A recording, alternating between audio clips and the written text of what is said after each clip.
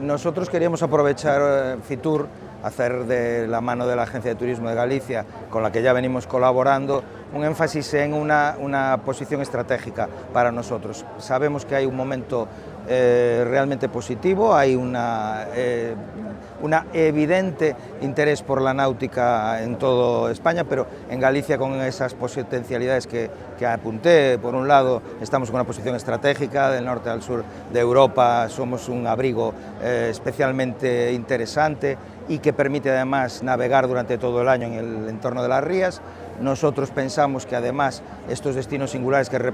nuestros puertos tienen, quizás frente al concepto de la náutica, que es casi un modelo único, la singularidad de tener la